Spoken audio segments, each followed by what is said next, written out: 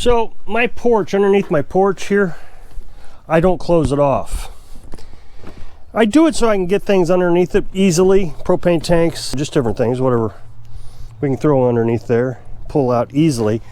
But I didn't see any point in really closing it off, because the primary reason you would close it off to keep air out from blowing up underneath the house.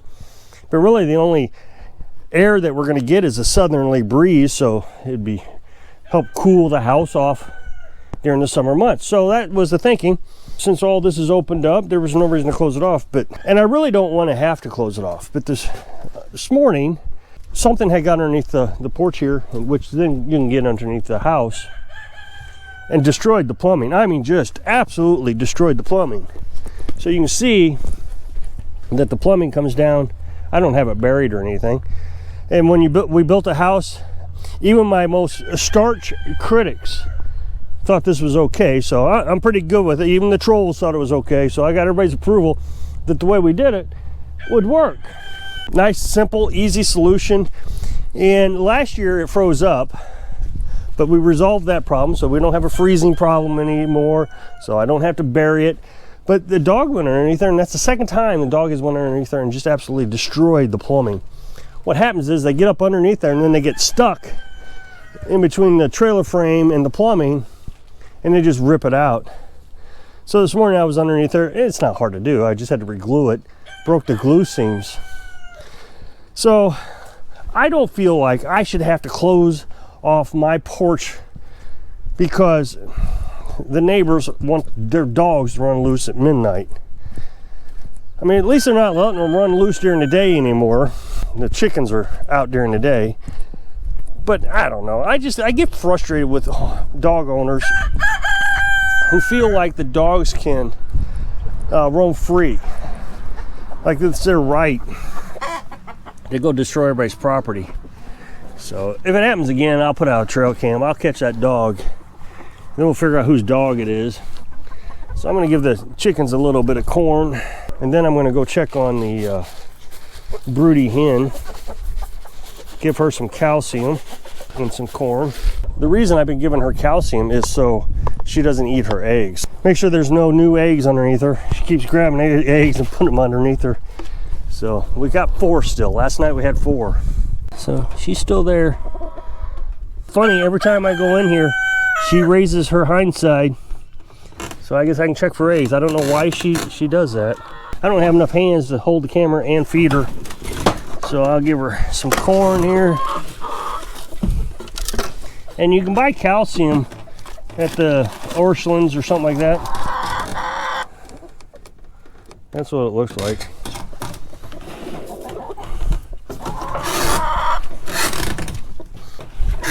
Okay, so there's still 4 eggs and they're all marked. So she hasn't taken any more.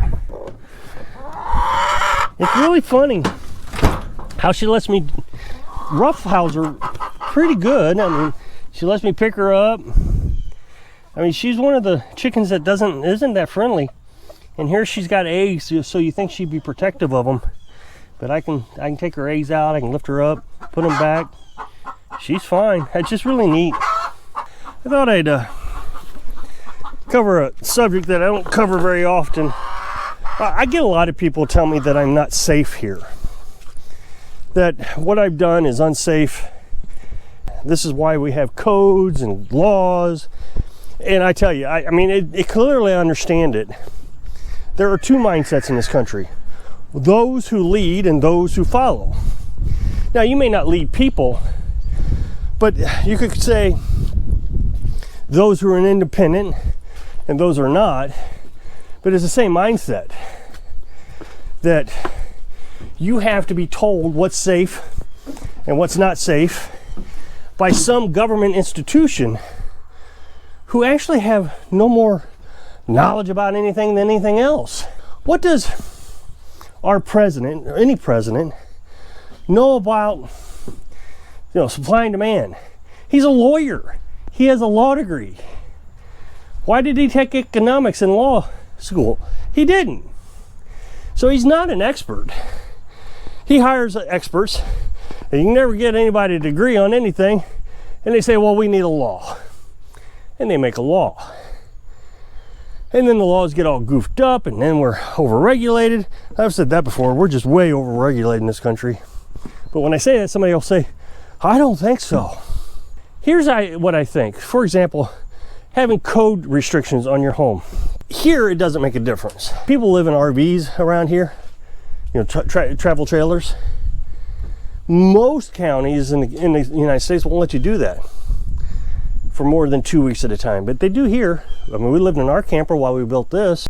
The only reason I think there should be codes is if you build a house and you feel like one of these days you might sell that house, then you're going to want to make sure that the next person who buys it has a sense of safety, that the house isn't going to fall in on them. And so I would say, in order to protect someone you might sell it to, your house has to meet a certain set of standards, certain electrical codes, certain hurricane areas, maybe some wind codes. But I have no intention of ever selling my house. Who would buy it? It's 200 square feet. There's just nothing to it. It's just a little shed. As a matter of fact, somebody might actually buy it for a shed. That's about it. Nobody's going to buy it. So why do I need code? I'm not going to sell it. It's for me. Well, you got to worry about yourself. No. Government does not need to worry about me. If I die from my stupidity, that's my problem. Nobody else's. Oh, but healthcare, I have to pay your healthcare expenses. No, that's my problem. All of it is my problem. All of it. I don't ask anybody to do anything. That's the independent mindset. I'm going to build it so I feel safe and that I have it the way I want it. Well, see, you just proved your point that you should have a siding around your porch because dogs should get and tear up your plumbing. That's my risk. I didn't ask anybody to come in here and fix it for me. Government regulations, if anything, keep your dogs off my property. That's independence. So the other day I got screamed at about my little Mr. Heater portable buddy. You shouldn't be running your Mr. Heater portable buddy inside the house. It's going to explode, and your propane tanks are going to explode, and you're going to get carbon monoxide poisoning. You're going to die. Okay, first of all, that's my problem. It's nobody else's problem. That's my concern. And if you're going to take risk, I don't even think the buddy heater's a risk, and I'll explain that in a minute. Then you have to, one, not rely on anybody to take care of you. I expect that one day I'll die in my bed and no one will find me. No one. I'll rot in bed. That's just, and that's the way I want it to be. I don't need anybody to come and dig me up a hole. Just let me rot in my bed. The house will fall in, 100 years or 50 years, and nobody even know I was missing. And that's independence. That's the way I'd like to live it. Of course, if I die before Carolyn's going to want to get me out of the house. That might be a thing that we have to discuss. The buddy heater, I feel like, is pretty safe. And that becomes a knowledge thing. You have to do your research to understand, is a buddy heater safe? Why would an industry make something that's unsafe? Because we have all these regulations. Companies can't do anything without being overly regulated. So first of all, I have to have some trust that they're trying to make a safe product. Secondly, they don't want to be sued. They sell millions of these products every year. They're not going to be sued by everything. So, but if you are concerned about carbon monoxide, then get carbon monoxide detectors. We have 2. I don't think I ever need them in here. The wood stove doesn't produce any smoke inside the house. That's not a problem. The buddy heater has an automatic low oxygen level sensor, so it shuts off when there's low oxygen. And if you understand carbon monoxide, the carbon monoxide basically replaces oxygen. So you have low oxygen, more carbon monoxide, and that's what will kill you, is the lack of the carbon monoxide. So if there's no oxygen, it shuts off. A lot of you are nomads, and a lot of you use this buddy heater, or wanted to be nomads, or watch nomads channels. And so you see people with these buddy heaters all the time in their vans and campers. Nobody says anything in the camper. But we got to say something about a house that's 200 square feet and much larger than a travel trailer. The door isn't sealed up, so there's still air break coming in. When you run the buddy heater, you only run it for a little bit. It warms the house up. But gas stoves. People have gas stoves in their houses. Same thing. It's natural gas, so as long as it's a blue flame, you're not producing that much carbon monoxide. It's when the burners get messed up and you start seeing orange flames is when carbon monoxide becomes a problem, is with the orange flames. So if you're watching an off-grid channel and you're thinking, well, we got to do everything by code and we got to be ultra safe, then this probably isn't a lifestyle for you, because you do take risk. I mean, not extreme risk, but you're trying to isolate yourself, at least I am, from people. So there's nobody to help if something goes wrong. It's on you.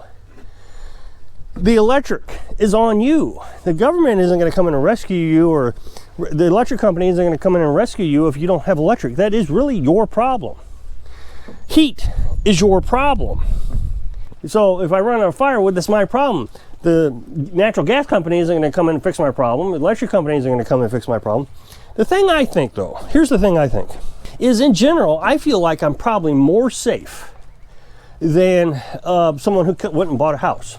Someone who goes buys a house, doesn't know much about houses, will think, okay, I got a safe house, and then you don't know all the structural problems with it. Foundation's cracking, or you don't have the right gauge wire in the house, or something has happened that you're not aware of. It may last fine for the rest of your life, or the life of the house, but it's not safe. But with me, I know what I've done. I know the shortcuts I've taken, and I know the things I need to watch in case something does happen to it. But I don't think there's anything with the house. But like the buddy heater, I know I got to be careful. That means I'm going to get carbon monoxide detectors. I'm taking a little bit of a shortcut there. So if you can click onto this other channel right here, up next box, I'll take you over to the other channel. I'd really appreciate it. I hope I can inspire you to be independent if you want to live the off-grid lifestyle. Thanks for watching.